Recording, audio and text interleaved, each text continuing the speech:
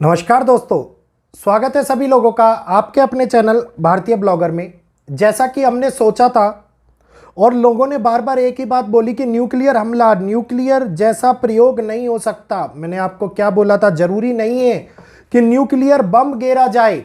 किसी बड़े बम का उपयोग होता हुआ दिखाई देता है। ब्रह्मोस मिसाइल भारत ने प्रयोग करी, पाकिस्तान के अंदर रेडिएशन फैला हुआ है। पाकिस्तान में न्यूक्लियर प्लांट से रेडिएशन डिटेक्ट हो रहा है। और ये बात मैं नहीं बोल रहा, ये वीडियो आप लोगों के पास में मुझे कल लेकर के आना था, लेकिन पूर्ण रूप से पुष्टि करने के बाद में और उसकी जांच पड़ताल करने के बाद में कोई वीडियो लाने के लिए सोचा जाता है। क्योंकि अगर कोई भी बात ऐसे ही गलत वे में निकाल दी जाए तो बहुत बड़ा पैनिक क्रिएट हो जाता है। तो पैनिक ना क्रिएट हो, इस वजह से हर एक बात की प्रॉपर पुष्टि कर करके हर चीज को सामने ला करके डिटेक्ट किया जाता है और बताया जाता है। ये देखिए, ये है वो बेस जहां पर पाकिस्तान ने हमला किया। ये फोटो मंगाया है मैंने, ये आप देख रहे हैं पूरा ये ब्लास्ट हुआ है। ब्लास्ट चाहता तो इस एरिया में भी हो सकता था और पूरा का पूरा न्यूक्लियर प्लांट खत्म हो जाता, लेकिन ब्लास्ट इस जगह के ऊपर हुआ। और ये देखिए कितना भयंकर ब्लास्ट था जिसने बहुत बड़ा डैमेज दिया। और ये डैमेज होने का मेन कारण ये था कि ये प्रीवियस की है, ये पहले की फोटो है और ये ब्लास्ट के बाद की फोटो है। जूम करने पर दिखा देता हूं आपको, ज़्यादा इजीली दिख जाएगी। ये देखिए कितनी क्लियर बनी हुई है। और ये बाद की है जो सब कुछ ध्वस्त हो गया है। ये वो एयर स्पेस लोकेशन है जहां पे न्यूक्लियर प्लांट की, ये कहिए कि न्यूक्लियर चीज़ें रखी हुई थी।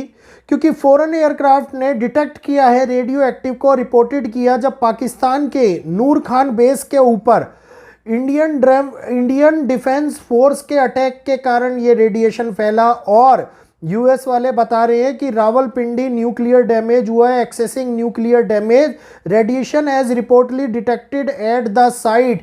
पाकिस्तान ने दोबारा से अमेरिका के आगे हाथ जोड़ करके भीख मांगी है कि भैया इससे बचाने में हमारी मदद करो। और भारत जो करने गया था वो कर करके आ गया।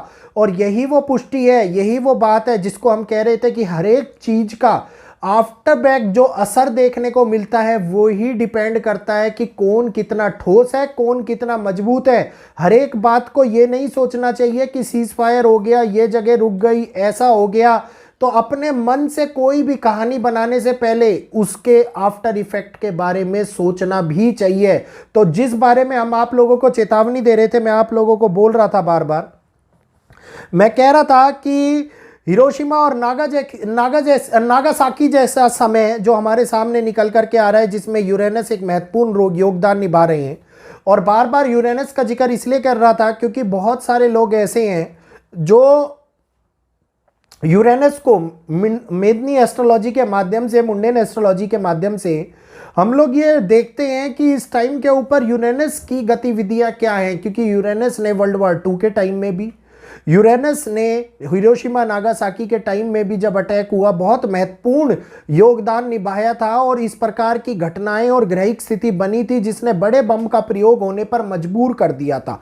वीडियो अगर अच्छा लग रहा हो, वैदिक एस्ट्रोलॉजी पर आधारित है, तो जल्दी से चैनल को सब्सक्राइब कर लीजिएगा, बेल आइकन को ऑल पे करके वीडियो को लाइक कीजिए, ज्यादा से ज्यादा लोगों तक शेयर कीजिए। आप सभी का प्यार, आप सभी के सपोर्ट की वजह से ही ये सारी जानकारी मैं खोज के आप लोगों के सामने लेकर के आता हूं।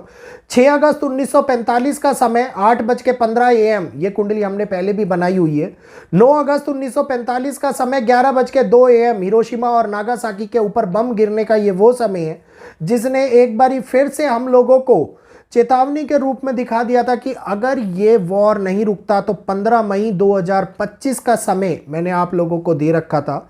ये वही पुरानी डायरी आज खोलने पर मजबूर हो गया जिसमें ये सारी बातें लिखी हुई थी। और देखिए कि 15 मई 2025 को लेफ्ट साइड के ग्रह की अगर मैं बात करूं, शनि, शुक्र, नेपच्यून और राहु एक अवस्था और जिसके साथ में युति संबंध बना करके बैठे हुए हैं, और एक ग्रहण यूरेनस सन के साथ में है। इससे अभिप्राय निकलता है कि मंगल प्लूटो यम के साथ में है कि एक बहुत बड़ा बहुत बड़ा, और चंद्रमा वृश्चिक राशि में, केतु का गुरु के ऊपर प्रभाव दिख रहा है। और ये दिखाई दे रहा है कि एक ऐसा महीना जो मई का महीना बहुत बड़ी स्टार्टिंग, बहुत बड़ी मुश्किलें, बहुत बड़े बम का उपयोग कराता हुआ नजर आ सकता है। और ये वीडियो आज से 1.5 साल पहले आप लोगों के पास में लाया गया था।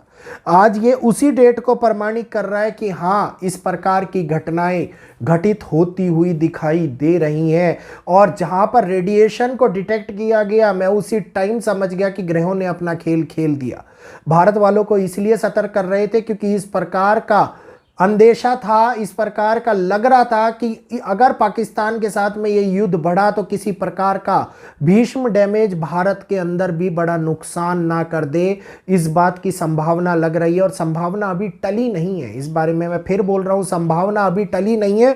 ग्रह पूर्ण रूप से स्थिति बना करके बैठे हुए हैं। और इस बार इस कुंडली को एक बारी फिर से पुराने वीडियो के साथ में आप लोगों के सामने इवनिंग के टाइम के अंदर मैं लेकर के आऊंगा कि किस प्रकार की ग्रह स्थिति बनी हुई थी और किस प्रकार की ग्रह स्थिति इस बार 15 मई 2025 के अंदर बनी हुई है, जो आप लोगों को ये दिखा रही है कि आगे आने वाले टाइम के अंदर किसी प्रकार का विश्व के अंदर कोई बड़ा न्यूक्लियर अटैक तो नहीं होता हुआ दिखाई देता, या फिर किसी प्रकार की न्यूक्लियर संभावना, जिस प्रकार से पाकिस्तान के अंदर रेडिएशन फैल रहा है, जिस प्रकार से भारत के ऊपर इसका कोई असर नहीं है। चिंता मत कीजिएगा, आप सोचे पाकिस्तान में हो रहा है तो भारत तक ये नहीं आने वाला। इसलिए मैंने आप लोगों को न्यूक्लियर एरिया से बचने वाली कि 10 किलोमीटर, 20 किलोमीटर, 50 किलोमीटर तक ही इफेक्ट होता हुआ दिखाई देगा, उसके बाद के लोग सुरक्षित रह सकते हैं, ये सारी जानकारी पहले से उपलब्ध करा दी थी। तो समय से पहले ग्रहों की स्थिति को जानना, समय से पहले ग्रहों की स्थिति का आकलन करना हम लोगों को स्पष्ट रूप से ये बताता है कि आगे आने वाले टाइम के अंदर क्या घटनाएं घटित होने वाली हैं, क्या संभावना घटित होने वाली है। और आप देखिए, किसी ने भी अभी तक ये डिनाई नहीं किया है कि हाँ, पाकिस्तान सीज फायर का उल्लंघन नहीं करेगा, या उसने पहले नहीं किया या आगे नहीं करेगा। ये बहुत बड़ा खेल है, बहुत बड़ा षड्यंत्र है, बहुत बड़ा राजनीतिक तंत्र है। पैनिक होने की आवश्यकता नहीं है। भारत के वीर जवान बैठे हुए हैं सरहदों के ऊपर, और जो हम लोगों को सुरक्षित रख रहे हैं, सुरक्षित महसूस करा रहे हैं, उन्हीं के कारण से आज और आप और हम लोग इतनी मिसाइलें हवा में ऊपर देखने के बावजूद भी आराम से घरों के अंदर सो रहे थे। तो ये बहुत बड़ी मन के अंदर शांति का अनुभव कराता है, और भारत की दृढ़ता और मजबूती को दिखाता है कि 3 देश एक साथ होने के बावजूद भी अकेले भारत ने उनको पीछे पछाड़ दिया और उसको घुटनों पे ला करके खड़ा कर दिया। जिस प्रकार से एयर बेस को डैमेज किया, जिस प्रकार से बड़ी चीजों को डैमेज किया, कुछ लोग ये सोच करके बैठे हैं कि सीज फायर हो गया है, आगे ये युद्ध नहीं हो सकता। ये युद्ध की संभावना तो अभी केवल और केवल एक स्टार्टिंग के रूप में देखी गई है। बॉर्डर में शायद ड्रोन दिखाई दिए हैं दोबारा से, कंप्लीट खबर नहीं है इसलिए पुष्टि नहीं करना चाहूंगा इस खबर की मैं, लेकिन दिखाई दिए हैं, ऐसा सुनने में आ रहा है सुबह के समय के अंदर। आज ही सुबह की बात है ये। तो आगे देखिए क्या होता है। समय से वीडियो अगर अच्छा लगा हो तो जरूर वीडियो को लाइक कीजिएगा, शेयर कीजिएगा, चैनल पे सब्सक्राइब कीजिएगा, ताकि अन्य लोग भी इस जानकारी का लाभ उठा पाए। और जल्दी से हम लोगों के वैदिक एस्ट्रोलॉजी के नाम पर जय श्री कृष्णा, या फिर वैदिक के ज्ञान के अनुभव के आपके अपने जो मन के अंदर उठ रहे भाव हैं उनको प्रकट अवश्य कीजिएगा कमेंट सेक्शन के अंदर। कल फिर मिलेंगे आपसे। आज के लिए इतना ही। जय श्री कृष्णा, जय माता दी।